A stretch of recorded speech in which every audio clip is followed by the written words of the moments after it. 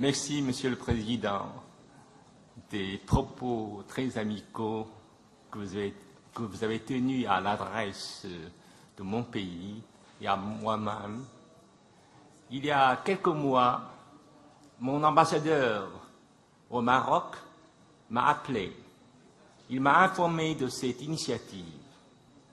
Je trouve que c'est une excellente initiative et c'est une surprise parce que le monde traverse, je ne sais pas si vous êtes d'accord avec moi, une période de grande réflexion.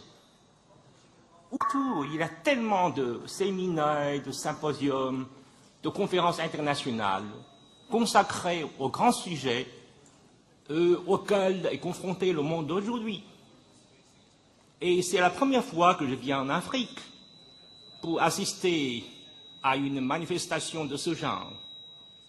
C'est une surprise, mais ce n'est pas tout à fait inattendu, parce que je connais la sagesse des Marocains. Il y a quelques années, j'étais le président du BIE, Bureau international des expositions de 2003 à 2007. Je suis aujourd'hui le président d'honneur. Le Maroc a été le premier pays africain à déposer sa candidature pour l'Expo de 2012 à Tanger. Monsieur le Président, vous avez manqué de peu de réussite, mais le monde de l'Expo salue votre enthousiasme, votre initiative, parce que nous pensons que l'Expo, c'est un moteur de croissance et de développement. Il faut que l'Expo, un jour, vienne en Afrique, vienne dans le monde islamique. Ceci dit, Monsieur le Président, Monsieur le Ministre, je voudrais partager avec vous quelques pensées, quelques réflexions. La première, comment nous, les Chinois, nous voyons le bassin atlantique. Pour être franc avec vous, nous regardons le bassin atlantique avec des sentiments mélangés.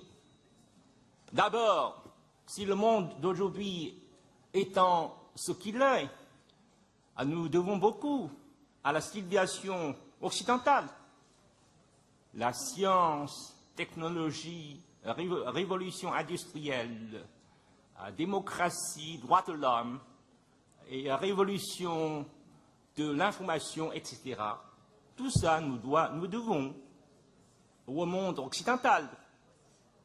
Mais nous savons tous, quand le monde occidental est monté en puissance, il nous a infligé beaucoup de souffrances. C'est le cas de l'Afrique, c'est le cas de l'Asie, c'est le cas de la Chine, c'est le cas de l'Amérique latine. De l'autre côté, dans le bassin atlantique, nous voyons l'Afrique. L'Afrique, c'est l'une des sources de la civilisation humaine. L'Afrique a beaucoup contribué à cette civilisation et dans les temps modernes, l'Afrique a connu du retard. Nous savons tous les raisons pour lesquelles l'Afrique est tombée en retard. Mais nous, les Chinois, nous sommes très heureux de voir aujourd'hui que l'Afrique est en train de remonter la pente. C'est une très bonne nouvelle. Et d'ailleurs, la coopération entre la Chine et l'Afrique continue à se développer d'une manière très heureuse sur la base des intérêts réciproques. Aujourd'hui, dans le bassin atlantique, l'Amérique est la seule superpuissance. L'Europe, malgré tous ses problèmes, reste l'un des acteurs principaux du monde aujourd'hui. L'Afrique, je pense que l'Afrique, nous sommes très heureux de voir, l'Afrique commence à monter en puissance. Alors nous, les Chinois, nous entendons développer en profondeur et en largeur avec la coopération avec le bassin atlantique. Ça, c'est ma première réflexion. Ma deuxième, la montée en puissance de l'Asie. L'Asie a beaucoup contribué aussi à la civilisation humaine. Vous savez, jusqu'en 1820, le PIB de l'Asie représentait plus de la moitié du monde. Mais nous savons tous que dans les temps modernes, l'Asie aussi est tombée en retard. Après la fin de la Seconde Guerre mondiale, l'Asie commence sa montée en puissance. Cette montée en puissance a été amorcée par le Japon. Ensuite, il a été suivi des 4 tigres. Ensuite, par quelques pays de l'ASEAN, tels que l'Indonésie, la Malaisie, les Philippines, Thaïlande, etc. En 1978, la Chine a commencé une nouvelle politique, dite d'ouverture et de réforme. Et nous sommes entrés dans ce courant de la montée en puissance de l'Asie. En 1991, l'Inde a commencé la réforme. Ça a grossi les rangs des pays qui montent en puissance en Asie. Quand nous regardons la montée en puissance de l'Asie, tout le monde se pose la question, d'où vient? Quel est le secret de cette montée en puissance? Alors je parle pour la Chine. Je pense que le secret de cette montée en puissance tient à 3 choses. La première, c'est la paix. L'Asie a connu tellement de guerres dans l'histoire. Après la Seconde Guerre mondiale, les guerres régionales les plus importantes ont eu lieu en Asie. Corée, Vietnam, Cambodge, Afghanistan, etc. Mais aujourd'hui, malgré les conflits qui existent encore sur le continent asiatique, l'Asie connaît dans l'ensemble la paix. La paix est la condition sine qua non du développement. La deuxième, c'est la mondialisation. Nous avons bénéficié de la mondialisation. Par exemple, la Chine, pendant les 30 dernières années, notre taux de croissance annuel est de l'ordre de 9,6%. Alors, cette croissance a changé beaucoup de choses en Chine. Vous savez, il y a 30 ans, vous alliez en Chine, tout a été rationné. Vous voulez acheter du riz, il faut du coupon. Riz, du coupon, farine, du coupon, textile, du coupon, bicyclette, du coupon, tout a été rationné. Aujourd'hui, en Chine, tous les coupons ont disparu. Vous allez en Chine, vous faites la comparaison entre les supermarchés chinois et ceux de l'Europe et de l'Amérique. Il n'y a pas beaucoup de différence. La mondialisation, nous en avons bénéficié. Avec la mondialisation, à peu près 1000 milliards de dollars en termes d'investissements directs étrangers sont arrivés en Chine. Avec cette somme énorme d'investissements directs étrangers, sont arrivés en Chine la bonne gestion, technologie, science, aussi le personnel, tout. Et les Chinois, nous avons beaucoup appris de l'étranger, du monde. Depuis le commencement de la réforme et de l'ouverture, nous avons envoyé grosso modo 1 200 000 étudiants à l'étranger. Maintenant, tous les ans, 100 000 étudiants chinois partent à l'étranger parce que nous comprenons, nous sommes en retard. La seule façon de rattraper, c'est de nous ouvrir. Il faut apprendre auprès du monde extérieur. Ça, c'est la mondialisation, nous en avons bénéficié. Et troisième facteur qui a été à l'origine de la montée en puissance de l'Asie, c'est la politique. Nous avons commencé cette nouvelle politique d'ouverture et de réforme en 1978. Pourquoi cette politique? Nous, la Chine a été en tête du monde pendant des siècles et des siècles. Alors les Chinois ont débattu entre eux pendant plus d'un siècle. Quelles sont les raisons fondamentales qui ont conduit la Chine en retard? Les uns disent que la Chine était victime de l'invasion étrangère. Vrai. Toutes les grandes puissances ont été en Chine. Mais d'autres disaient, pourquoi la Chine n'était pas en position de repousser cette invasion? Parce que nous étions faibles. D'autres disaient que, eh bien, la féodalité a été trop longue en Chine, plus de 2000 ans. Aucun pays dans le monde n'a connu une féodalité aussi prolongée. Mais d'autres disaient, pourquoi la féodalité a disparu en Europe, pas en Chine? Et finalement, M. Deng Xiaoping est arrivé à la conclusion, c'est l'isolement, c'est la fermeture qui a condamné la Chine au retard. Donc, pour rattraper, il faut nous ouvrir. Voilà. Pourquoi réforme? Parce que nous, les Chinois, nous avons compris, il faut que nous changions nous-mêmes pour nous adapter à la mondialisation. Sinon, ça n'ira pas. D'où la réforme. La réforme est toujours en cours en Chine. Voilà. La montée, j'explique un peu la montée en puissance de l'Asie. Quels sont les traits, les caractéristiques les plus importants de cette montée en puissance de la Chine, par exemple? Je pense que c'est l'esprit de partage. La Chine s'engage dans la voie de la modernisation. C'est le développement pacifique. Pourquoi? Nous ne pouvons pas, n'est-ce pas, reprendre les sentiers battus des puissances coloniales. Ce n'est pas possible.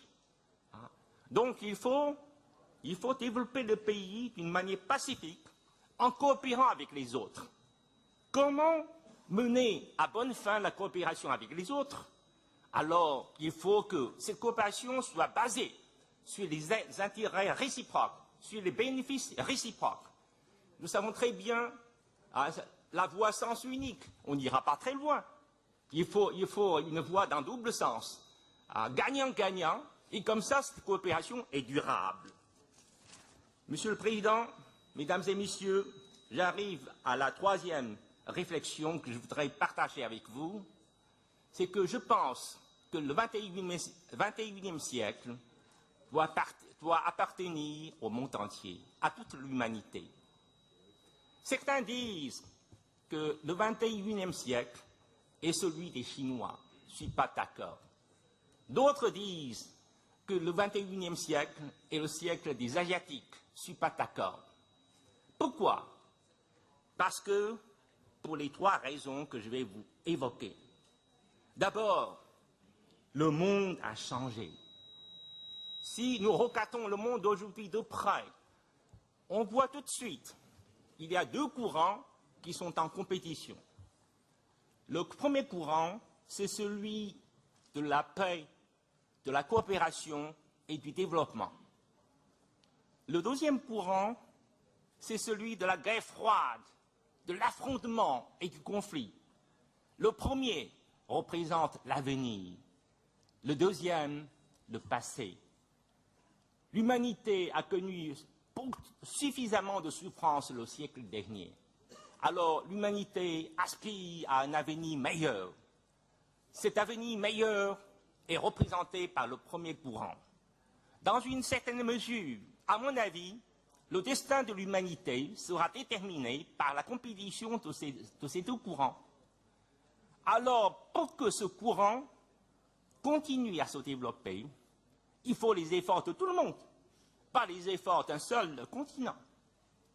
Parce que si vous dites que le siècle 21e siècle est celui des Asiatiques, alors on se rappelle tout de suite le siècle américain, le siècle européen. Alors quand ces pays sont montés en puissance, c'est vrai, ils sont montés en puissance, ils sont devenus très forts, mais en même temps, ils ont infligé beaucoup de souffrances aux autres. Ce n'est pas l'ambition de l'Asie, ce n'est pas l'ambition de la Chine. Et deuxièmement, regardons la crise d'aujourd'hui à laquelle le monde est confronté, la crise financière. C'est une crise très grave. Alors, en 96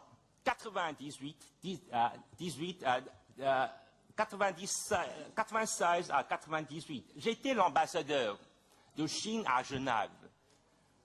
Vous étiez là aussi, monsieur l'ambassadeur. Oui. Alors, je fais l'expérience de la crise financière asiatique. Et comment les Occidentaux nous ont traités. Je peux résumer leur comportement en 3 phrases. La première, c'est montrer les Asiatiques du doigt. Vous êtes à l'origine de ce désastre. La deuxième, c'est qu'on nous a donné beaucoup de leçons. on nous a prescrit beaucoup de recettes. Allez, prenez ces recettes, tout ira mieux. Et il y a des Asiatiques qui ont suivi, mais ça n'a pas été très heureux. D'autres n'ont pas suivi. D'autres ont tenu à suivre leur propre chemin et ils ont bien réussi. C'est le cas de la Chine, c'est le cas aussi d'autres pays. Et troisième, on a fait de l'Asie la cible des attaques. C'est Asia bashing. Oui, c'était comme ça. Nous avons tous vécu ça. Mais aujourd'hui, face à une crise financière d'une telle dimension, regardons le comportement des Asiatiques. Il y a l'absence des trois comportements que je viens d'évoquer. Hein? On n'a pas montré les Américains du doigt. Hein? On n'a pas donné des leçons aux Américains. On n'a pas fait American bashing. On n'a pas fait ça. Hein? Et au lieu de ça, nous avons offert la coopération. Parce que la crise est d'une telle dimension, aucun pays, hein, si puissant qu'il soit, il n'est pas en mesure de relever ce défi. Pour sortir de la crise, il faut la coopération mondiale. Il faut la coopération tout le monde. C'est pourquoi mon président de la République, M. Hu Jintao, a dit à Londres, nous sommes sur le même bateau. Il faut la coopération. Et troisièmement, troisième raison, je pense que nous sommes à la veille, je ne sais pas si vous êtes d'accord, monsieur le haut-commissaire, nous sommes à la veille des trois révolutions. La première, c'est la révolution de l'énergie. On a besoin de la nouvelle énergie. La deuxième, c'est la nouvelle révolution industrielle. Et la troisième, c'est la révolution du mode de vie. Pourquoi ces trois révolutions? Quels sont les moteurs? Il y en a deux. Le premier, c'est la montée en puissance d'un grand nombre de pays en développement. L'Asie est montée en puissance, mais il y a aussi des pays africains qui sont montés en puissance. Il y a aussi des pays latino-américains qui sont montés en puissance. Si vous additionnez la population de tous ces pays-là, ça fait combien? 3 milliards 3. Dans l'histoire de l'humanité, on n'a jamais vu ça. La moitié de la population mondiale monte en puissance. Eh bien, le mode de vie, le mode de développement que nous connaissons aujourd'hui a été créé par les Occidentaux. À l'époque, quand les Occidentaux montaient en puissance, ils avaient à leur disposition toutes les ressources de la Terre. Aujourd'hui, est-ce qu'on a autant de ressources? Impossible. Deuxième raison, changement climatique. On en a beaucoup parlé. Il faut changer. Hein? Si on ne change pas, on va, n'est-ce pas, vers la destruction de notre Terre. Tout le monde va disparaître. C'est un grand défi. En même temps, c'est une force très puissante des trois révolutions. Bien sûr, avec la révolution de l'énergie, ça entraîne à la révolution industrielle. Beaucoup de choses doivent changer dans le sillage. Troisième, mode de vie. Le mode de vie que nous connaissons aujourd'hui a été créé par les pays industrialisés. Avec 3 milliards d'hommes de la taille qui montent en puissance, est-ce que ce mode de vie est durable? Je ne pense pas. Donc, alors pour mener à bien ces trois révolutions, qu'est-ce qu'il faut? La solidarité. Hein? Il faut que les hommes de la taille s'unissent pour relever ces défis. C'est pourquoi nous, les Chinois, nous pensons que le siècle, le 21e siècle, doit appartenir à l'humanité tout entière. Nous sommes prêts à développer en profondeur la coopération avec l'Afrique, avec l'Europe, avec l'Amérique. Eh bien, travaillons ensemble pour un monde meilleur. Je vous remercie.